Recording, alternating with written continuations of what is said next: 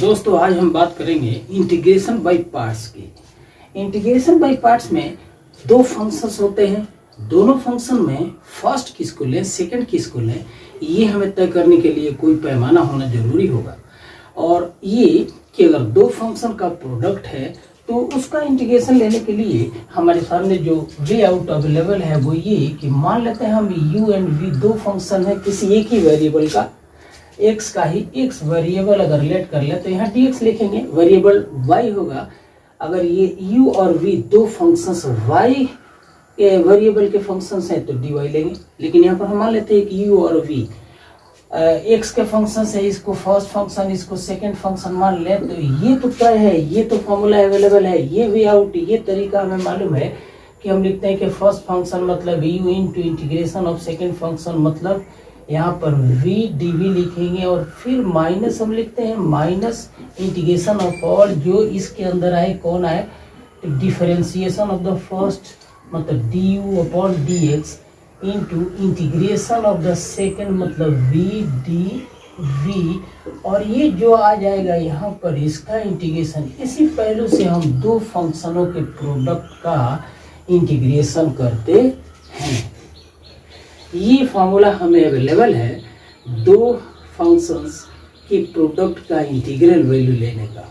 लेकिन अब ये कि तय कैसे करें कि फर्स्ट किसको ले और सेकंड किसको ले। जैसे क्वेश्चन नंबर एक्सरसाइज नंबर है 7.6 और फंक्शन है पहले क्वेश्चन में ही फंक्शन है x sin x। तो यहाँ पर निश्चित रूप से एक अलजेब्राइक है और एक ट्रिगो फंक्शन है। x and sin x trigo है, x अलजेब्राइक फंक्शन है। तो इसमें फर्स्ट किसको लें इस बात का निर्धारण हम करेंगे आईलेट मेथड से। ये जग जाहिर है सब लोग जानते हैं, हम भी इस पर बात करते हैं और इससे काम चलेगा। और कहते हैं कि सबसे पहले यहाँ से शुरू करेंगे, मतलब ये आईलेट, आई का मतलब इनवर्स फंक्शन अगर हो तो इसको फर्स्ट प्रायोरिटी दी जाएगी।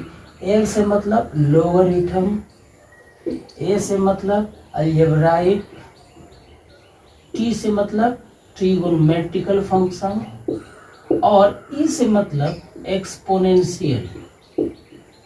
अब ये कि अगर इनमें से कोई हो तो हम फर्स्ट प्रायोरिटी इनवर्स, मतलब अगर दो फंक्शंस हो, एक अलजेब्राइक हो एक इनवर्स हो तो फर्स्ट फंक्शन हम इनवर्स को लेंगे। मतलब इधर से प्रायोरिटी पहले इधर वाले को दी जाएगी और लास्ट में आता है एक्सपोनेंशियल, मतलब अगर कोई फंक्शन एक्सपोनेंशियल है तो वो लास्ट में सेकेंड ही होगा। तो यहाँ पर अगर इस मेथड का एप्लीकेशन लें तो x और sin x में ए अलजेब्राइक है, टी ट्रिगो है, मतलब x को हमें फर्स्ट फंक्शन ले लेना है।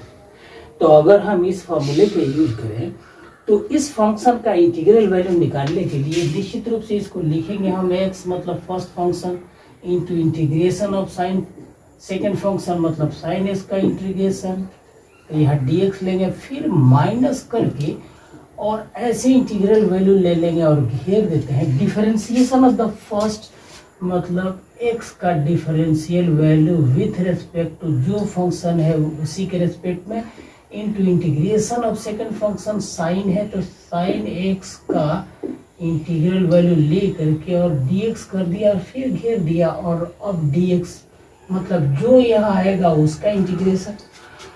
तो इस वे आउट में अगर हम आगे बढ़ें तो आराम से किसी भी फंक्शन का हम इंटीग्रेशन लेते रहेंगे। लेकिन कभी कभार इसी एक्सरसाइज में कुछ ऐसे क्वेश्चंस हैं जहां पर कुछ स्पेशल रंग होगा और उसको डिस्कस करना बेहद जरूरी होगा।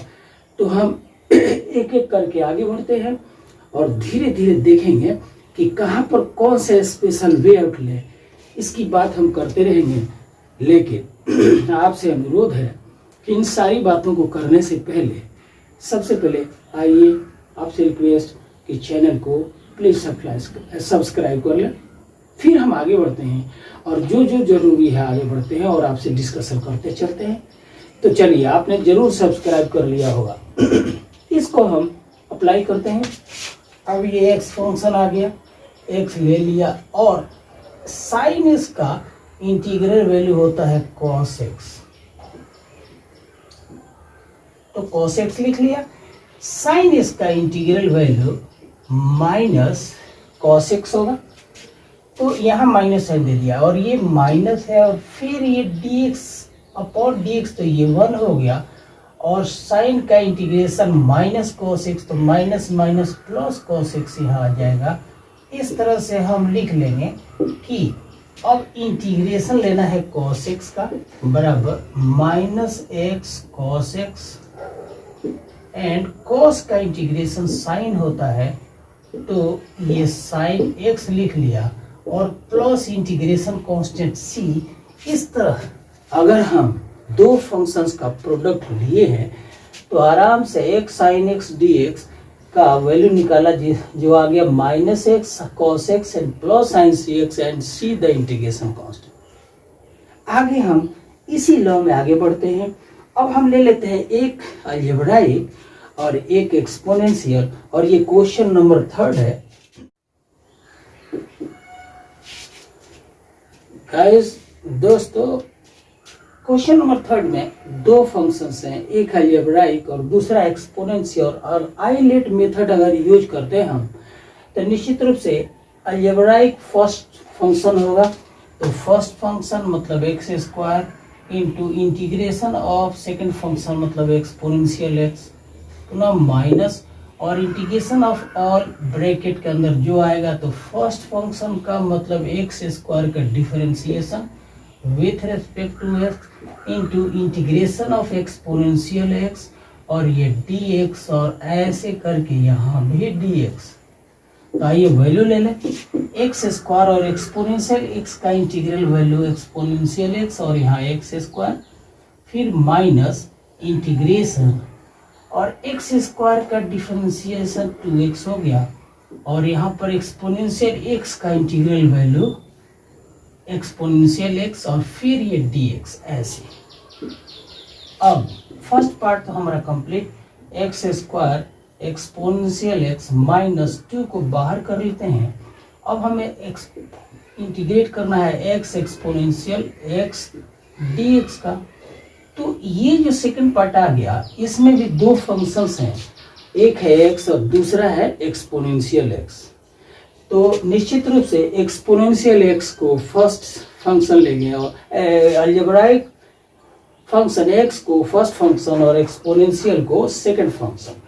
तो हम first term x square exponential x को ज्यों करते हैं कांस्टेंट कोएफिशिएंट ऐसे रख दिया और घेर करके इसका हम इंटीग्रेशन लेते हैं, जिसमें first function into integration of the second exponential x minus integration of, और फर्स्ट पार्ट में x का डिफरेंशिएशन तो dx upon dx into integration of exponential x and dx यहाँ।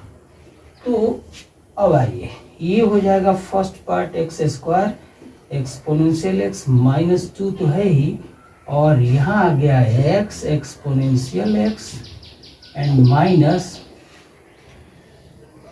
इंटीग्रेशन ऑफ एक्सपोनेंशियल x, क्योंकि इसका इंटीग्रेशन इतना ही होगा exponential x और फिर इसका इंटीग्रेशन हम लेंगे।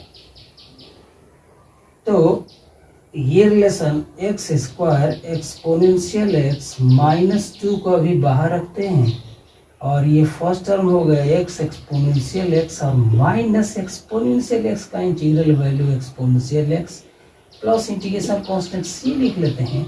और अब फाइनल रिजल्ट ये कि x square exponential x minus 2x exponential x, और ये माइनस 2 से मल्टीप्लाई कर दी तो plus 2 exponential x and plus integration constant c।